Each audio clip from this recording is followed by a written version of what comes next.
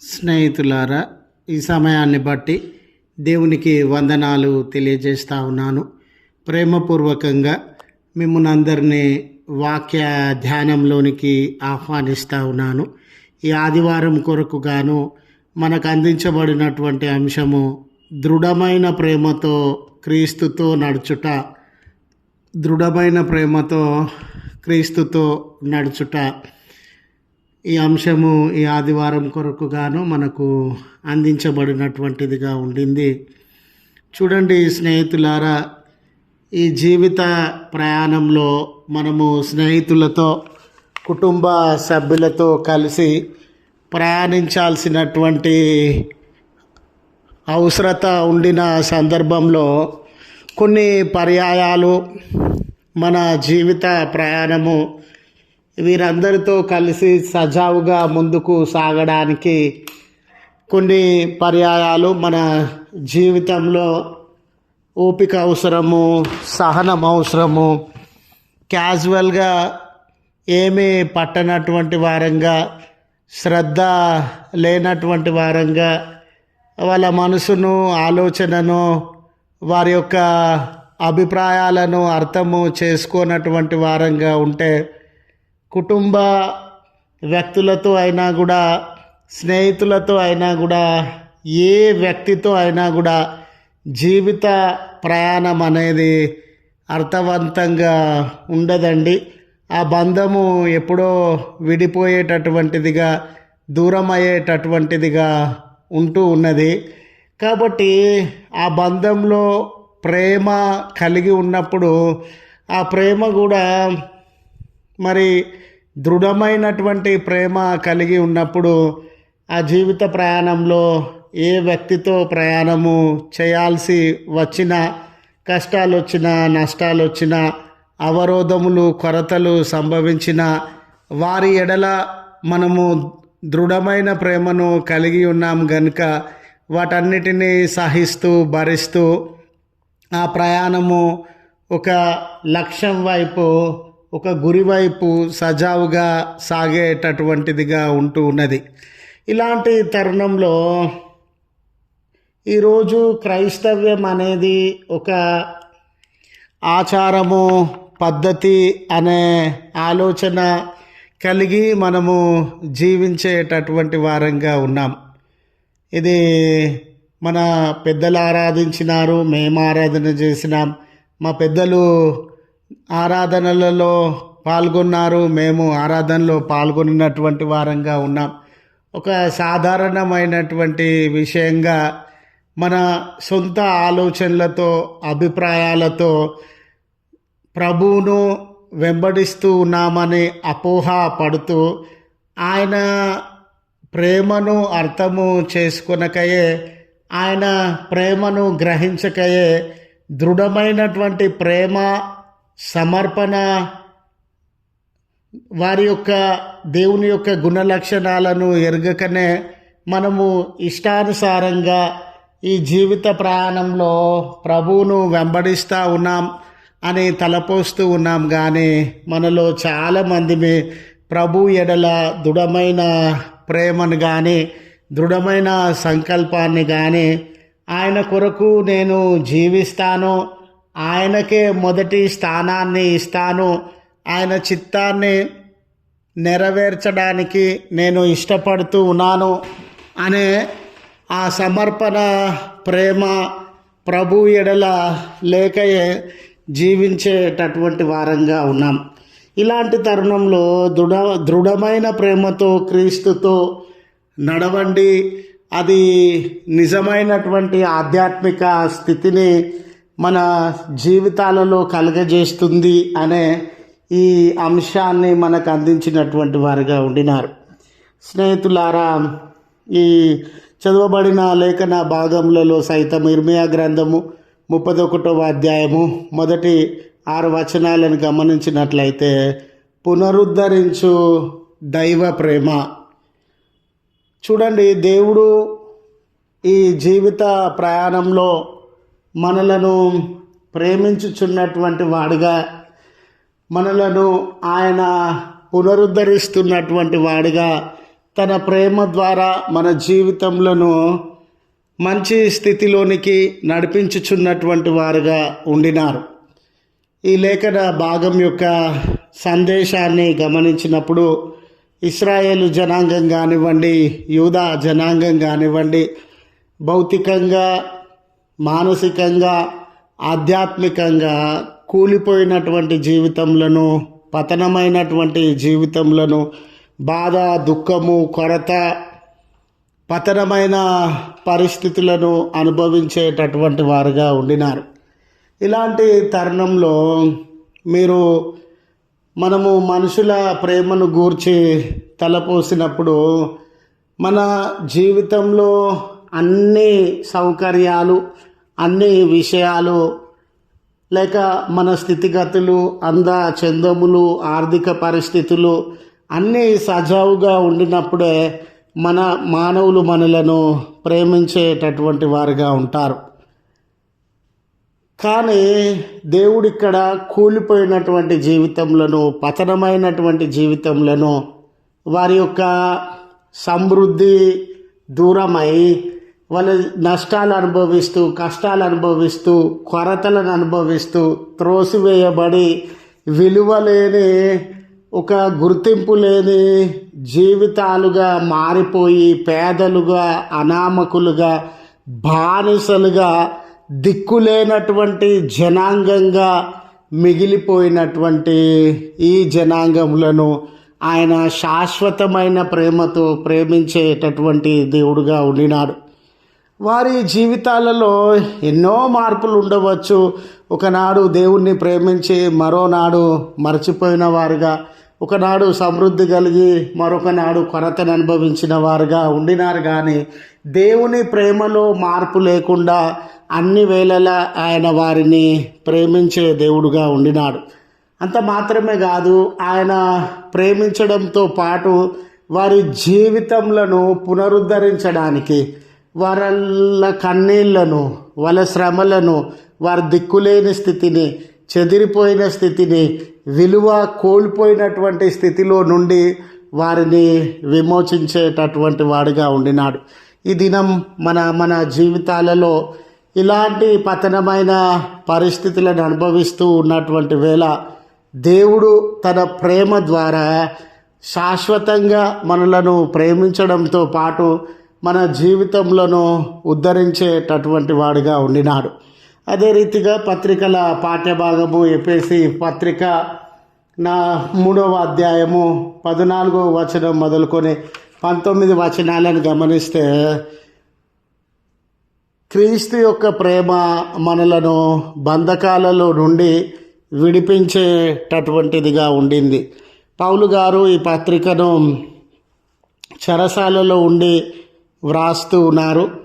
ఆయనకు తెలుసండి, ప్రభువును వెంబడించడం ద్వారానే, ప్రభు గురించి సాక్ష్యం ఇవ్వడం ద్వారానే ఆయన జీవితాలలో ఎన్నో ప్రమాదాలకి, కన్నీళ్ళకి, కష్టాలకి, ఒంటరితనానికి, త్రోసివేతకి, బాధలకి, దెబ్బలకి, చివరికి తీర్పు, చెరసాలకి లోనైనటువంటి వాడిగా ఉండినాడు.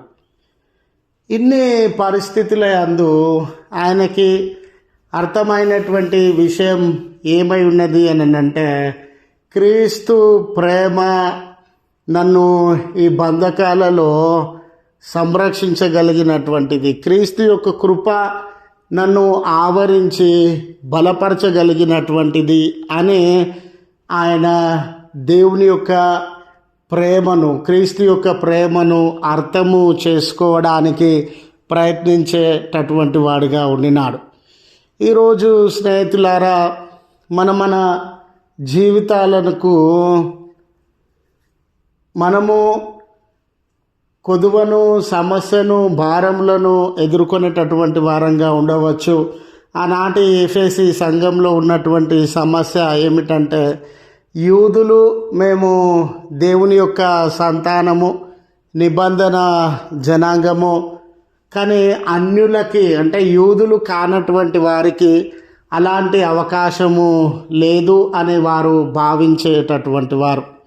అలాంటి తరుణంలో క్రీస్తు ప్రేమ, క్రీస్తు మానవుల అందరి రక్షణ కొరకు, వారి విమోచన కొరకు, వారిలో ఉన్న చీకటిని పాపబంధకములను తొలగించుట కొరకు ఆయన తన ప్రేమను కల్వరి సిలువలో వెల్లడి పరచినాడు గనుక యూదులతో పాటు యూదేతరులందరూ కూడా వారు జాతిలో తక్కువ అని పిలువబడతా ఉన్న, మతంలో తక్కువ అని పిలువబడతా ఉన్న, కులంలో తక్కువ అని పిలువబడతా ఉన్న, ధనంలో తక్కువ అని పిలువబడతా ఉన్న, జ్ఞానంలో తక్కువ అని పిలువబడతా ఉన్న, ఎలాంటి అవరోధములు, ఎలాంటి పక్షపాతము, ఎలాంటి నిర్లక్ష్య ధోరణి మానవ సమాజంలో పొందేటటువంటి వారుగా ఉండిన క్రీస్తు ప్రేమ అనేది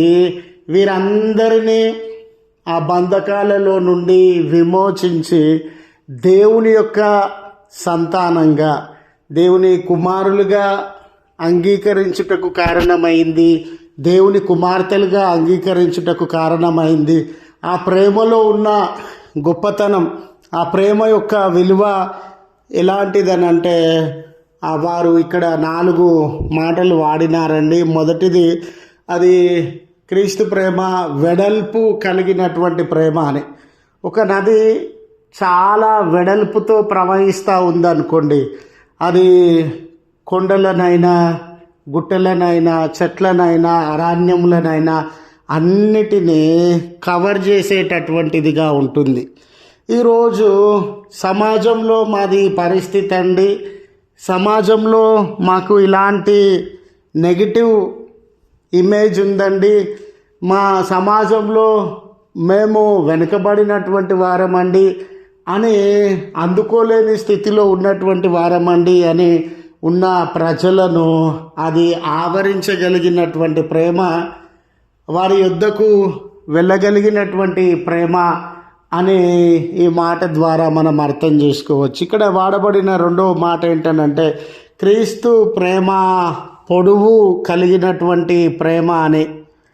పొడవుగా ఉందనుకోండి, చాలా పొడవుగా ఉంటే ఎవరైనా అందుకోలేనటువంటి బిడ్డలు, విడిచివేయబడినటువంటి బిడ్డలు, సమాజం నుండి మీరు అంటరాని వారని త్రోసివేయబడినటువంటి బిడ్డలు, అందరికి ఉన్న జ్ఞానం మీ దగ్గర లేదు, అందరికి ఉన్న ఆస్తిపాస్తులు, ఉద్యోగాలు మీ దగ్గర లేవు అని విడివబడినటువంటి బిడ్డలను ఆయన ప్రేమ పొడవైనది కనుక వారిని చేరగలిగినటువంటిదిగా ఉండింది.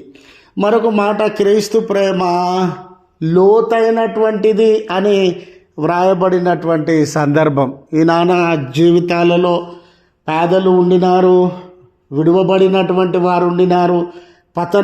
వారి అనారోగ్యములను బట్టి, సమస్యలను బట్టి, కొదువలను బట్టి ఎదగలేని స్థితిలో కృంగిపోయిన, కృషించిపోయిన జనాంగం ఉండినారు. క్రీస్తు యొక్క ప్రేమ అటువంటి వారిని తాకగలిగినటువంటిది, నింపగలిగినటువంటిది.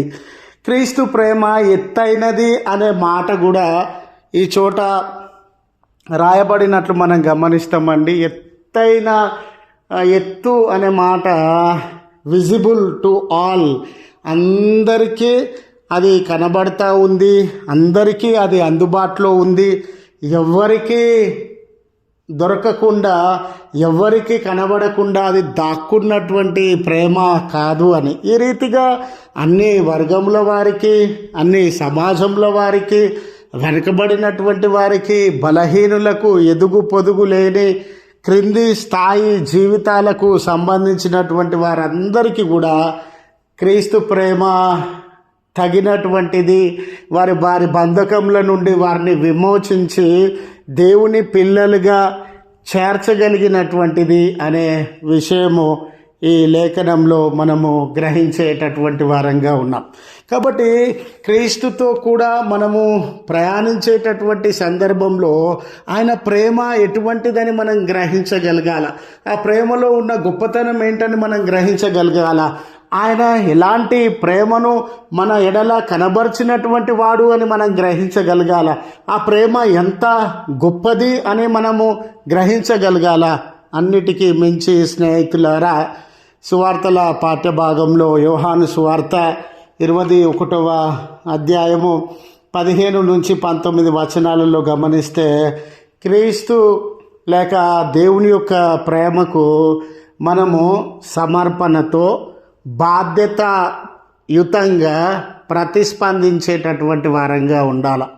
మరి దేవుడు మనల్ని ప్రేమించి మన జీవితంలో ఉద్ధరించి మనకు మేలు కలిగజేసి వారసత్వాన్ని అందించడంతోనే ఈ ప్రేమతో కూడిన జీవిత ప్రయాణము ముగించబడతా ఉందా, సంపూర్తి చేయబడతా ఉందా అంటే కాదు స్నేహితులారా. తిరిగి ఆయనను ఒక బాధ్యత కలిగినటువంటి విశ్వాసులంగా, సమర్పణ కలిగినటువంటి విశ్వాసులంగా ప్రేమించాల్సినటువంటి అవసరత ఉండింది. పేతురు గారిని ముమ్మారు ప్రభుల వారు నీవు నన్ను ప్రేమించుచు ఉన్నావా అనినప్పుడు ఆయన నిజమే ప్రభువా, నేను నిన్ను ప్రేమించుచు ఉన్నాను అని, ఆ విషయము నువ్వు ఎరిగినటువంటి వాడవని పలికేటటువంటి వాడిగా ఉన్నాడు. ఒకవేళ నిజంగా నీవు నన్ను ప్రేమించే వ్యక్తిగా ఉంటే నా మందలను, నా గొర్రెలను లేక గొర్రె పిల్లలను మేపండి, కాయండి, బలపరచండి అనే బాధ్యతను ఆయనకి అందించేటటువంటి వాడుగా ఉండినాడు. ఈరోజు ఆరాధించే క్రైస్తవుడుగాను ఉండవచ్చు, కానీ బాధ్యత తీసుకునేటటువంటి క్రైస్తవుడుగా ఉండినావా? ప్రేమించే క్రైస్తవుడుగాను ఉండవచ్చు, కానీ దేవుని యొక్క కార్యములను నడిపించగలిగిన, దేవుడు నీకు అందించేటటువంటి బాధ్యతలను స్వీకరించగలిగిన, వాటి కొరకు శ్రమ పడగలిగిన, వాటి కొరకు ప్రయాణించగలిగిన, వాటి కొరకు నీ జీవితాన్ని సమర్పించుకొనగలిగిన క్రైస్తవుడుగా నీవు నేను ఉండినామా అనేది చాలా ప్రాముఖ్యమైనది. స్నేహితులారా, చూడండి, పేతురు గారు మీరు యవ్వనంలో ఉన్నప్పుడు, బలంలో ఉన్నప్పుడు మీకు ఇష్టమైన చోటుకి వెళ్తారు, కానీ వయసు పైబడిన తర్వాత మిమ్మల్ని ఒకరు నడిపించేవారుగా ఉంటారు. అది బలహీనమైనటువంటి స్థితి అని ప్రభు వారికి తెలియజేస్తూ ఉన్నారు.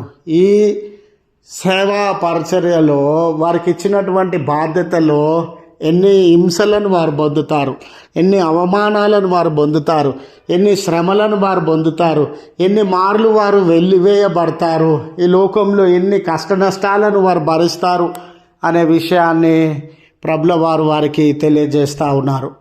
అంటే ఈరోజు ప్రభు మనం ప్రేమిస్తూ ఉన్నామనంటే ఆయన బాధ్యత, ఆయన మనకు అందించినటువంటి బాధ్యత నెరవేర్చడంలో వీటన్నిటినీ ఛాయాశక్తుల మనం ప్రదర్శించి వారి యొక్క చిత్తాన్ని నెరవేర్చేటటువంటి వారంగా ఉండాలి అని మనవి చేస్తూ ఈ మాటలను ముగిస్తా ఉన్నాను. దేవుడు మనకు తోడై ఉండి నడిపించును గాక. ఆమెన్.